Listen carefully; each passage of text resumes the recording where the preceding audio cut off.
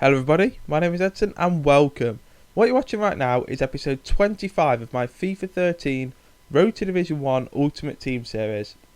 And I make a few changes in this sort of episode, change a few players around. I think I go more with my second string squad, I would call it. It's the squad that I sort of don't really prefer to use, even though I think I've got Podolski in there, I'm not entirely sure. You guys can go back and look at it if you want, but yeah, I've got my players in there. And I'm playing against a pretty much all Brazilian squad. He's got MacLeod, he's got a couple of others that aren't from Brazil, but it's a pretty decent squad. And yeah, he's a very good player.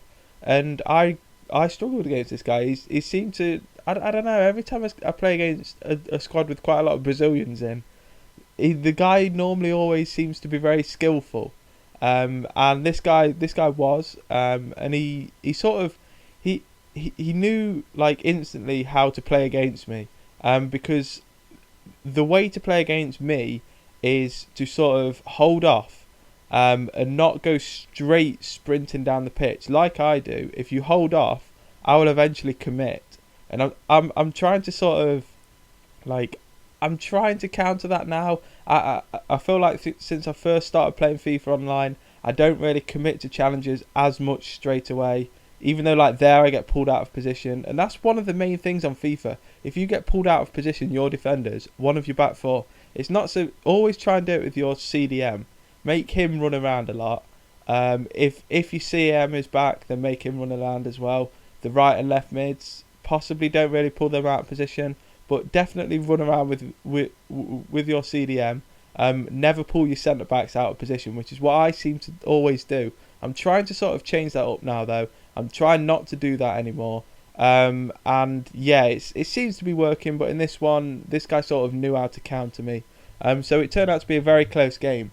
And I'm basically today I'm just going to sort of counter, well not counter, I'm going to sort of rectify what I was talking about in the previous episode. What I was talking about was FIFA 14. And I remember in the Xbox One conference, because EA have got a new sort of partnership with Microsoft, so they're giving some exclusives to Microsoft and the Xbox One, and one of the exclusives is that Ultimate Team, and how they stated this in the Xbox One conference was a bit weird, so no one really knew what they meant by it, and no one exactly knows what they mean by it now. But basically what they said was there's going to be, within FIFA this is that I'm talking about. In other games there's going to be other exclusives, but within FIFA itself, the game that I'm most bothered about, the Ultimate Team, I don't know what this guy's doing with this skill there, I have no idea. I don't know why people do that with like crappy little skills, like when no one's even around them. But yeah, within Ultimate Team, there will be exclusives for Xbox. No one knows what that is, but the Ultimate Team is definitely going to be on the PS4 as well. So I am now all for getting the PS4 again. If it was the case that Ultimate Team was just on the Xbox, it's probably one of the game at the minute over the past year that I've spent the most time on. So I would have had to get the Xbox, but now it leaves it back open for the PS4. So I don't know. It's all going to be decided after E3, I think, for me. But yeah, like there are going to be exclusives for Xbox. No one knows what that is, but the Ultimate Team is going to be on the PS4 as well. I don't know what the sort of exclusives are going to be. I think there's going to be. I don't think there's going to be exclusive cards. I think they're going to be on like, because quite a lot of people have said that they could possibly have like 2 or 3 Team of the Year squads, like on Xbox and only 1 on the PlayStation. They could have like 2 Team of the Week squads for the Xbox. I don't think that's what they're going to do. Even though that would make them a lot of money, that would really piss off like all the PlayStation users.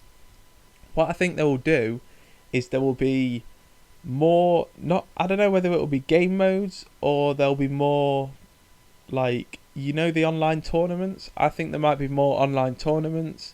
There might be sort of just more ways to play Ultimate Team within the game mode. I'm not sure like to what extent that they're going to do this, but with them not sort of revealing anything yet, I imagine they're going to do it in the EA sort of press conference that they'll have at E3. So I look forward to that, and hopefully the exclusives aren't so much that I have to get the Xbox, because at the minute, even though before I was about 70-30 like leaning towards the Xbox, now I'm about 70-30 leaning towards the PlayStation.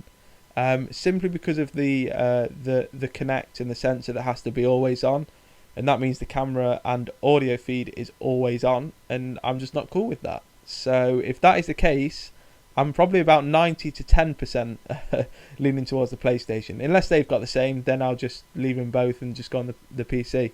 I'm just not cool with someone, I don't know, like just with a camera on my TV on at all times. Even though obviously they're not going to be watching. Who knows? I don't know. Hackers, I don't know. But anyway, I've drew this game. It was a close game. It was a tramp at the end. I'm not too bothered about that though. I don't complain about people tramping because I do. So yeah, thank you for watching, guys. Hopefully you enjoyed this. Looking like we're definitely going to stay up. Are we going to win it? I don't know. But leave a like, leave a comment, subscribe. And as always, I'll speak to you all soon. Take care.